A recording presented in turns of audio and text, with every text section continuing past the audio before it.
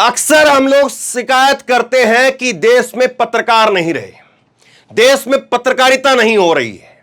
यह हमारी अक्सर शिकायत रहती है। लेकिन एक 56 सेकंड की यह वीडियो मैं आपको दिखाता हूं और कुछ नहीं दिखाऊंगा। 56 सेकंड के वीडियो देखिए आप, और 56 सेकंड की इस वीडियो के अंदर 4 पत्रकार जो मोदी के मंत्री से सीधे खड़े होकर के उनके मुंह के ऊपर सवाल पूछते हैं और उसके बाद में मोदी के मंत्री के पास में जवाब नहीं रहता है।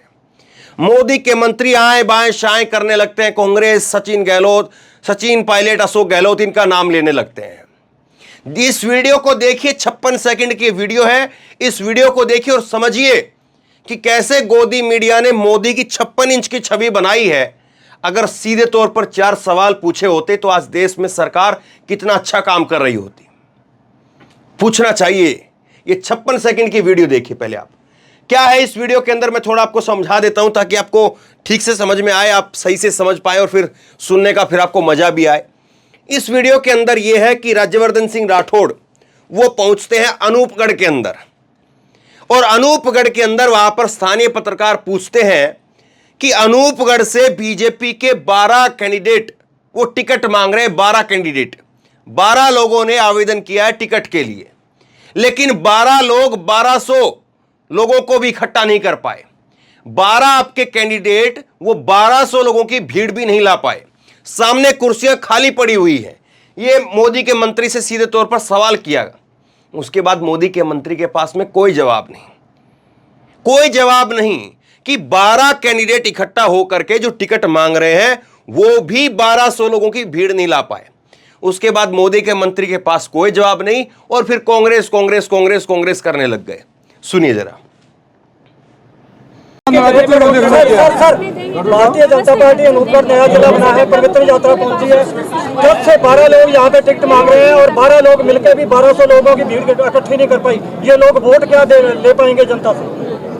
आप पूरे रास्ते के अंदर जो भव्य स्वागत हुए हैं, रास्ते को छोड़िए, अनूपगढ़ की बात कीजिए। अनूपगढ़ के अंदर 12 लोग टिकट मांग रहे हैं और 12 लोग मिलकर 1200 की भीड़ इकट्ठी नहीं कर पाए। आपके सामने कुर्सियां खाली पड़ी हैं, क्या कहेंगे? हाँ, ये सारे के सारे जो गहलोत साहब और सचिन पायलट की जो खींचतान हो रही है ना, वो खींचतान कांग्रेस को आप देखिएगा कितने खड्डे में जाएगी। और भारतीय जनता पार्टी तो एकजुट है। और आप थोड़े दिन इंतजार कर लीजिए। Bharatiya Janata party report card से काम करती है, वो दूसरी पार्टी परिवारवाद से काम करती है। भारतीय जनता पार्टी काम करके दिखाती है, वो दूसरी पार्टी सिर्फ ऐलान करती है। तो आप फर्क देख लीजिएगा थोड़े दिनों के बाद। सर एक सवाल और सर चलो, देखा आपने, दोबारा दिखाता हूं मैं आपको। ये कह रहे हैं, पत्रकारों ने सीधा सवाल किया कि सर आप अनूपगढ़ में आए हैं, अनूपगढ़ में 12 लोगों ने टिकट मांगा है, लेकिन 12 लोग मिलकर के 1200 लोगों की भीड़ नहीं ला पा रहे। सामने कुर्सियां खाली पड़ी हुई हैं। तो ये कह रहे हैं कि आप जो है वो आपने यात्रा में नहीं देखी कितनी भीड़ थी। तो पत्रकारों ने वहां पर पकड़ लिया वहां पर और कहा कि यात्रा को छोड़िए, आप अनूपगढ़ की बात करिए। अनूपगढ़ में भीड़ क्यों नहीं ला पाए ये लोग? इतना सीधा सवाल जो है वो आजकल मीडिया की पूछने की आदत खत्म हो चुकी है। नोएडा के अंदर जो चैनल बैठे हुए हैं, जो बड़े बड़े एंकर बैठे हुए हैं, जो जाकर के चमक चमक करके फोटो खिंचाते हैं, उनकी हिम्मत नहीं है कि अगर कोई मंत्री जो है वो बाईपास कर रहा है तो उसको वहां पर पकड़ लें कि बाईपास मत करो, यहां पर खड़े होकर के जवाब दो। ये पकड़ लिया और उसके बाद में फिर दोबारा पकड़ा तो कांग्रेस के ऊपर चले गए। एक बार फिर से सुनिए। भारतीय जनता पार्टी अनूपगढ़ नया जिला बना है, पवित्र यात्रा पहुंची है। जब से 12 लोग यहाँ पे टिकट मांग रहे हैं और 12 लोग मिलकर भी 1200 लोगों की भीड़ इकट्ठी नहीं कर पाई। ये लोग वोट क्या ले पाएंगे जनता से?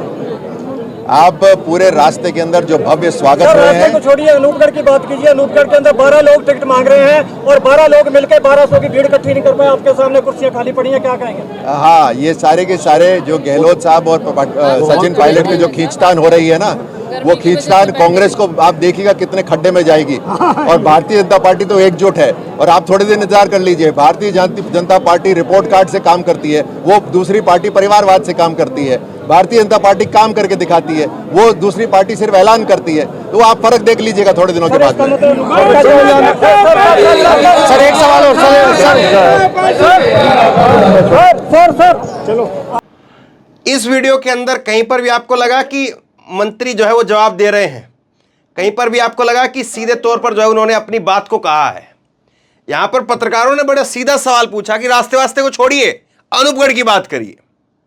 और मंत्री जी जो है फिर कांग्रेस बोल बोल करके फिर ऊपर सीधा जो है मंच पर चढ़ गए कि चढ़ करके 4 लोग जितने भी इकट्ठा है, बाकी कुर्सियां तो खाली पड़ी है, बोल करके हम लोग निकलते हैं। कई बार मैं वीडियो दिखाता हूं तो उसमें वीडियो में कुर्सियां खाली पड़ी रहती है। अब इसके बाद में मैं आपको खबर दिखाऊंगा कांग्रेस ने कैसे जो है वो एक जबरदस्त इलाज गोदी मीडिया का ढूंढ लिया है, और कांग्रेस एक जबरदस्त इलाज जो है वो गोदी मीडिया का करने वाली है। कांग्रेस ने सीधे तौर पर कह दिया है, वो भी मैं आपको दिखाऊंगा। लेकिन उससे पहले मैं आपको दिखाऊंगा कि कैसे जो है मीडिया शरारत करती है, और शरारत नहीं बल्कि इसको तो कहे कि सीधे तौर पर आंखों में धूल झोंकने का काम करती है। अगर ये कहें तो सही रहेगा। आज के अखबारों की सुर्खियां देखिए, ये जागरण अखबार की सुर्खी है। जागरण अखबार ने लिखा है कि उपचुनाव में 7 में से 3 सीट जीत करके भाजपा ने पुराना प्रदर्शन बरकरार रखा। भाई 7 में से 3 जो जीता वो सिकंदर है, या 4 जो जीता वो सिकंदर है? तो किस तरह से जो है वो जागरण अखबार, हालांकि जागरण की तो अब बात करनी छोड़ देनी चाहिए, क्योंकि ये तो सर्जिकल स्ट्राइक की झूठी खबर पहले पन्ने पर छाप करके जो है वो उसको माफी नहीं मांगते। तो क्या कहेंगे इनके बारे में? दूसरी खबर देखिए आप, हिंदुस्तान की खबर है, विधानसभा की 7 में से 3 सीट पर भाजपा जीती। भाई 4 सीट पर कौन जीता ये बताओ ना। 3 पर जीता उसका जिक्र हो रहा है, 4 पर कौन जीता उसका जिक्र नहीं। यह आज के दौर की पत्रकारिता है। रवीश कुमार ने लिखा है कि यूपी में बीजेपी के नेता भी घोसी की हार के बाद ऐसी हेडलाइन नहीं लिख पाएंगे। जागरण अखबार ने जो कहा है कि विधानसभा चुनाव में 7 में से 3 सीट जीत करके भाजपा ने पुराना प्रदर्शन बरकरार रखा। यूपी में बीजेपी के नेता भी घोसी की हार के बाद ऐसी हेडलाइन नहीं लिख पाएंगे। विपक्ष को मोदी से पहले मीडिया से लड़ना होगा, और यह लड़ाई ट्विटर पर नहीं हो सकती है। हर रैली में जनता को अखबार और चैनल को हाल को बताना चाहिए कि क्या हाल है अखबारों का, क्या हाल है चैनलों का।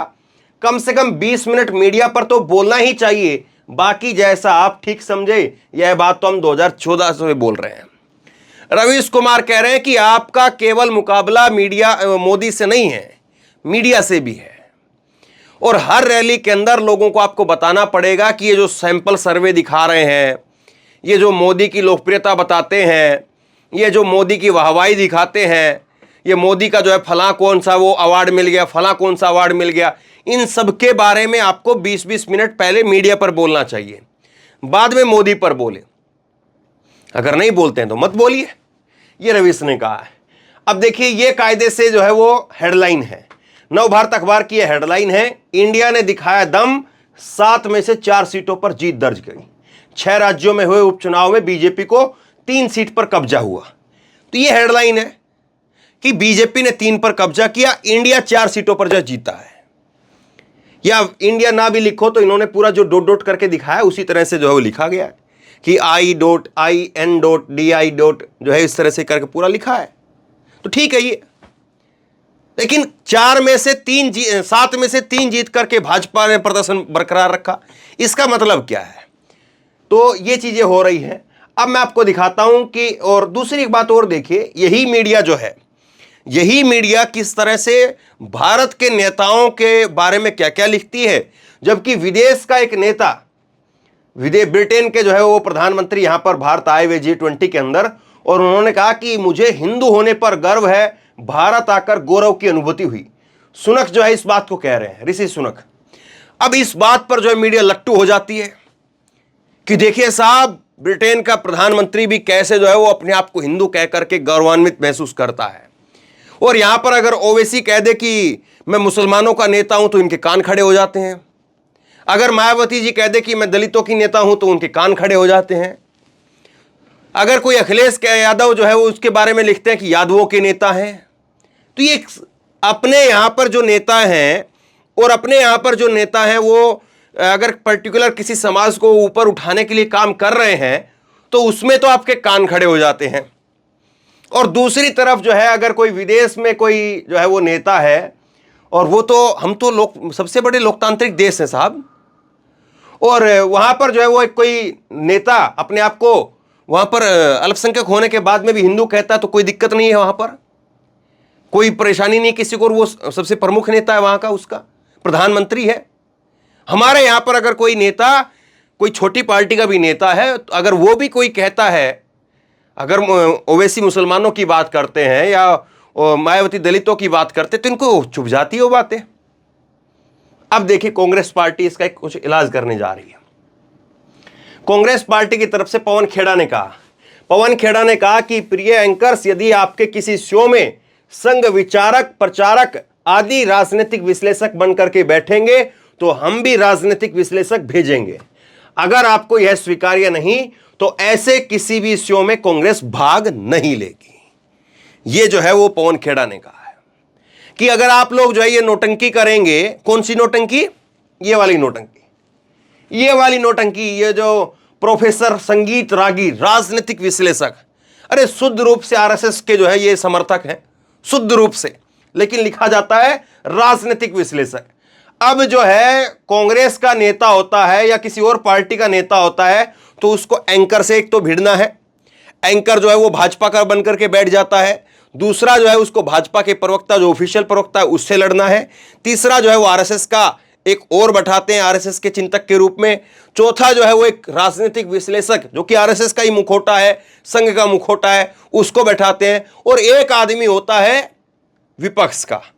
तो एक आदमी विपक्ष का और 4 आदमी जो हैं वो सत्ता पक्ष की तरफ से।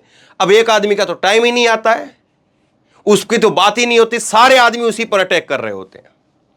तो इसलिए कांग्रेस ने कहा है कि अगर ये राजनीतिक विश्लेषक आप लोग भेजोगे जो संघ के प्रचारक हैं और उनको लिखोगे कि ये राजनीतिक विश्लेषक हैं, लिखो या तो कि आरएसएस के समर्थक हैं ये लोग, लिखिए इनके नाम के सामने, क्योंकि फिर इनकी नौकरियां चली जाएंगी। ये जो अलग अलग जगह पर दिल्ली पुलिस, ये विश्वविद्यालय के अंदर और कहाँ कहाँ पर जो है वो नौकरियां करते हैं और शाम को जाकर के टीवी डिबेट में भी जो है बैठ जाते हैं, तो फिर वो पार्टी के लिए प्रचार करेंगे तो फिर नौकरियां चली जाएंगी। इसलिए राजनीतिक विश्लेषक बन करके लोग जो है अपनी नौकरी भी चलाते रहते हैं और उधर से अपनी वहाँ पर जो है राजनीतिक विश्लेषक भी बने रहते हैं। तो ये सब चीज़ें हैं, और इसी तरह से जो है वो हर चैनल के ऊपर 2 राजनीतिक विश्लेषक, उस वहाँ से 2, वहाँ से 2, वहाँ से। अब अकेला एक पार्टी का जो है वो प्रवक्ता क्या कर लेगा? अब ये बातें केवल ऐसा नहीं रहा कि जो है वो कोई जी न्यूज़ या रिपब्लिक भारत पर हो रही है, ऐसी बात नहीं है। अब ये बातें डीडी न्यूज़ तक पहुंच गई हैं। अब डीडी न्यूज़ के ऊपर आप देख लीजिए, भारत के विभाजन की बात करने वालों के साथ खड़ा होना, सनातन विपक्ष का सनातन के अपमान के पीछे का एजेंडा। सुनिए राजनीतिक विश्लेषक राहुल लाल ने क्या कहा। अब ये राहुल लाल कौन है? डीडी न्यूज़ पर जो है ऐसे राजनीतिक विश्लेषक बैठ रहे हैं। इसी तरह से आज तक के ऊपर राजनीतिक विश्लेषक उदयनिधि का बयान निंदनीय है, फला फला फला फला, इस तरह से जो है ना जाने कितनी सारी चीजें चलती हैं। अब इन सब चीजों को 2 तरीके से काम करना पड़ेगा। एक तरीके से तो यह कि आपको इन सब चीजों पर कंट्रोल करना पड़ेगा, और दूसरा अगर जो है वो एक निर्भीक पत्रकारों की एक टीम खड़ी होती है, तब जाकर के आपको एक जो है वो लेवल मिल पाएगा। आप दोनों जो राजनीतिक पार्टियां हैं उनको एक स्तर पर ला पाएंगे, वरना एक स्तर पर जो है एक पार्टी को तो यहां रखा जाता है और दूसरी पार्टी को राजनीतिक विश्लेषक फला फला लोग और गोदी मीडिया ऊपर उठा करके रखते हैं।